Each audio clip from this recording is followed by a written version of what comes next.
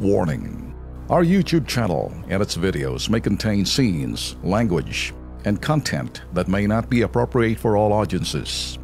These videos include surveillance footage, undercover pursuit of suspects, actual police and rescue operations, and fearless confrontations. If you do not approve of the content, please do not watch our videos. If you wish to continue, we strongly advise that you proceed with caution. Viewers' discretion is advised. Binansaga na killer bus. Tumirada na naman! Madaling araw ng 26 ng Hunyo. Nasagasaan ng Nova Bus si Henry Leal. Base sa CCTV video na nakuha ng pamilya ni Henry, makikita na habang naglalakad sa sidewalk ng Barangay Kaligayahan, Camarin, Caloocan City, si Henry ay nahagip ito ng rumaragasang Nova Bus. Pero sa halip daw na huminto ang bus, para siya'y tulungan, mabilis daw ito'y umarangkada. Dahil sa aksidente, nagtamo ng galos sa balikat, ulo at baywang ang biktima dahilan upang hindi makapasok sa trabaho si Henry. Base sa kanilang initial investigasyon, napag-alaman ng bus na nakasagasa na may body, may body number 108 na minamaneho ng driver na si Mesias at ang konduktor na si Jepolio. Okay, kasama natin ngayon si Henry Leal. Ano ba talaga nangyari sa kayo? Nasagasaan, tinamaan, hagip? Maglalakad po siya raw pa uwi. Medyo masakit yung sabi, magja-jogging ako. Okay. Ewan ko, bigla na lang may umano sa likod ko. Puro dilim na lang nakita ko. Wala nang... Pero may tumama ba sa iyo, sa likod? Hindi ko na po alam kasi... Natilapong ka? Na po ako eh. Blackout na eh. Okay. So, okay. Pinuntahan ng Kilos Pronto ang terminal ng Nova Bus para sa kanilang panig pero mukhang may gusto silang pagtakpan. Eto. Sabi niya sa akin, sir, kahit na kausapin mo daw sila, hindi naman daw sila makabigay ng exact na detalye kasi kakausapin mo na nila yung driver at conductor. Kung maaari daw po, bukas balik kayo para imbestigahan nila yung conductor nila. Okay, dahil wala pang sumasagot sa kanilang ito'y sa LTFRB, tatawagan natin, ano? Para malinawan tayo dito, Lex, ano? Mamaya balikan siguro natin yan. Diyan ka lang muna, ha? Okay. Marami rin tayong tanong sa kay Henry. Kung napablatter mo ba to? Barangay, napablatter mo ba to sa pulis, no? Barangay lang. Sa barangay lang, wala sa pulis. Sige. Sa issue niyan, kausapin natin ngayon muna ito si Ryan Salvador, Head ng Public Assistance and Complaint Desk ng LTFRB. Magandang hapon sa iyo, Mr. Ryan Salvador. Apo, magandang hapon din po. Okay, Mr. Ryan, nandito ho sa atin si Henry Leal. Ito ho'y kiniklaim niya ho na may video ho kami na siya raw ay nahagip ng bus o tumama bato o ano man dyan kasi malayo ang CCTV, ano? Kikita ho namin.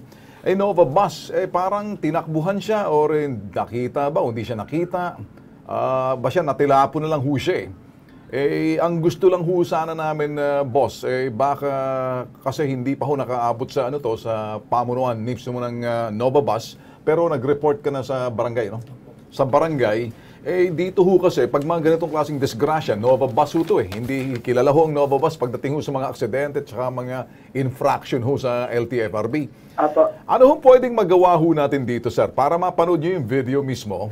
And then, para mapatawag na rin ho mismo yung, kung sino man representante ho ng Nova Bus, tingnan na lang ho natin kung anong pananagutan ho nila.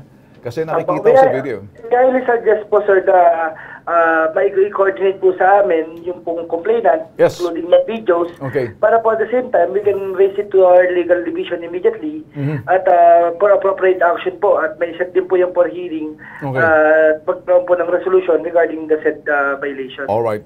Sige. Nandito, Henry, naintindihan mo. Kinakailangan natin pakita yung video na yan. Para siya lang mapatawag na rin. Una, titingnan muna yung lahat ng everything para medyo mapatawag. Pwede silang, I don't know kung ano magagawa ng... Boss, ano ho bang magawa ninyo? The most na ito ho ba pag ganitong klaseng infraction, papatawag nyo lang ho ba? Or hahabulin nyo ba yung insurance ho ng bus?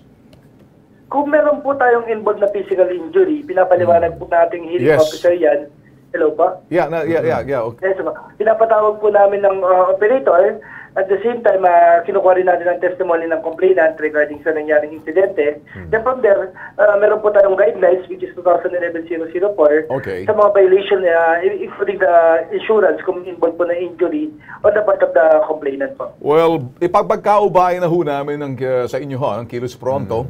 Ito ho yung kaso ni Henry Lial. At siguro ho, tingnan nyo na lang ho siguro na maigi ang video nito para mapatawag nyo ho. Anumang hakbang na magagawa nyo, bilang respeto lang ho, pagkakaubayan na ho namin sa election. Imbestigahan po natin yung video, papanoorin natin maigi ang video para po ma-evaluate yung nasa naturang violation. At the same time, makakasa po kayo na kami ay action sa ipopowad nyo po na consent sa amin. Sir Ryan, si Alex Santos po to.